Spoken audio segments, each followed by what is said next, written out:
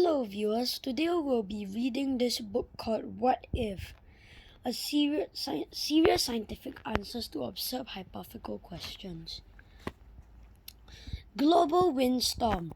What will happen if the Earth and all terrestrial objects suddenly stop spinning, but the atmosphere retain its velocity?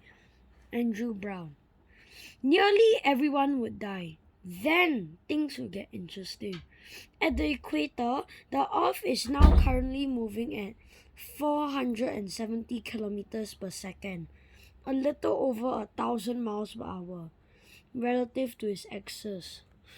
If the Earth stopped but the air didn't, the result will be a sudden 1,000 mile per hour wind.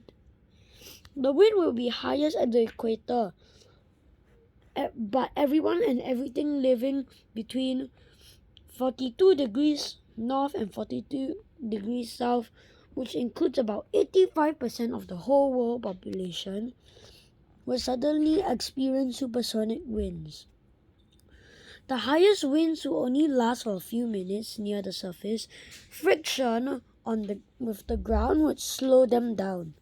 However, those few minutes will be long enough to reduce virtually all the human structures into ruins. My home in Boston is just far enough north to be barely outside the supersonic wind zone, but the winds there would still be twice as strong as those in the most powerful tornadoes. Buildings, from sheds to skyscrapers, will be smashed flat, torn from their foundations, and sent tumbling across the landscape. Winds would be lower near the poles, but no human cities are far enough from the equator to escape devastation.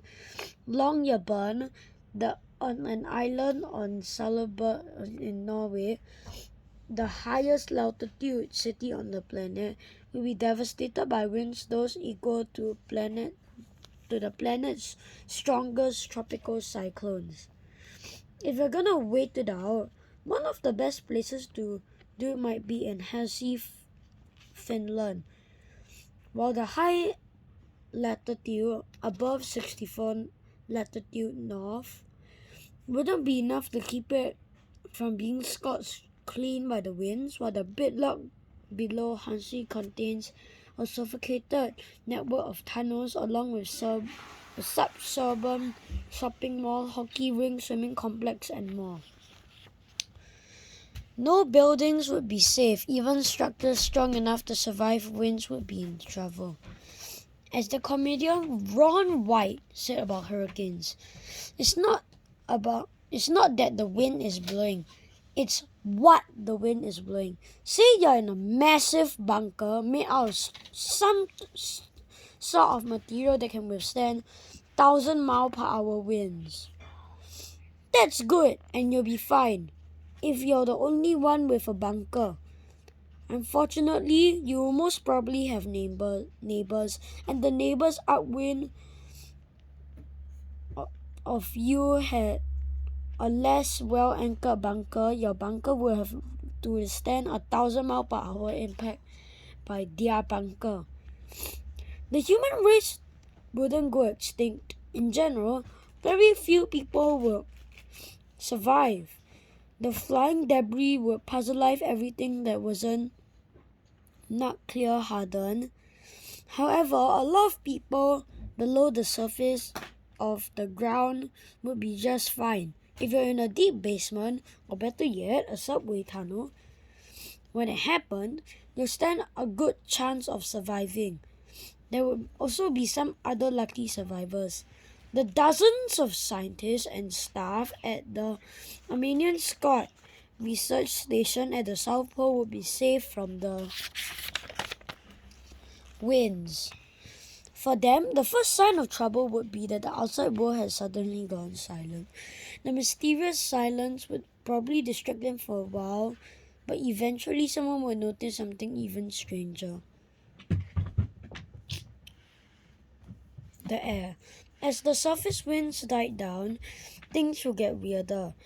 The wind blast would translate into a heat blast. Normally, the kinetic energy of rushing wind is small enough to be neglectable, but this would not be normal wind. As it tumbled to a turbulent stop, the air would heat up. Over the land, this would lead to scorching temperature increases in areas where air is moist.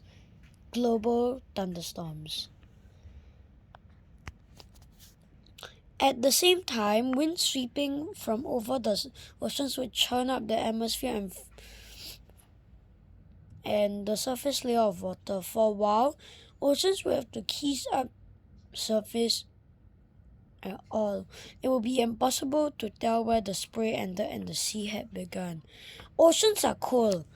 Below the thin surface layer, they are fairly uniform 4 degrees Celsius. The tempest would churn up cold water from the depths. The influx of the cold spray into a rolling mix of wind, spray, fog, rapid temperature changes. This upwelling would lead to blooms of life as fresh nutrients flooded the upper layers. At the same time, this would lead to huge die-off of fish, crabs, sea turtles, and animals unable to cope with the influx of low oxygen water from the hard press to survive turbulent sea air water interference. The waves would sweep around the globe east to west. Every east facing shore would encounter the largest storm surge in world history. A blinding cloud of sea spray would sweep inland. Behind it, a turbulent rolling wall of water would advance like a tsunami.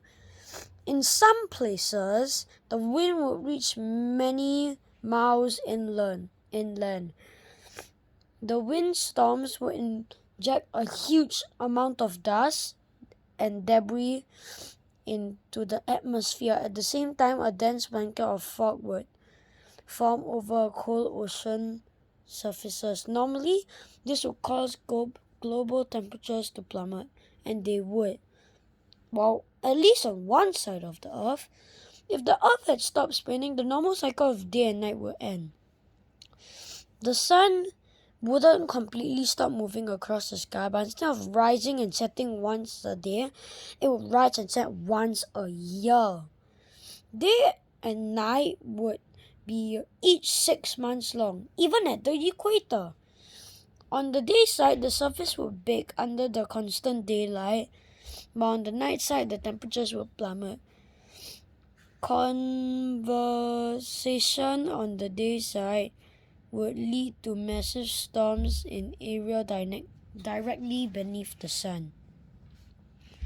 In some ways, the Earth will resemble one of the tightly locked exponential exoplanets commonly found in the red dwarf habitable zone. But a better comparison might be a very, very early Venus. Due to rotation, Venus has stopped spinning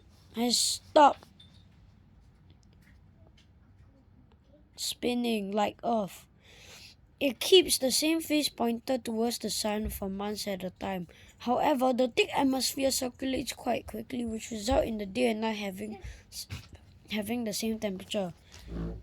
Although the length of the day would change, the length of the month would not.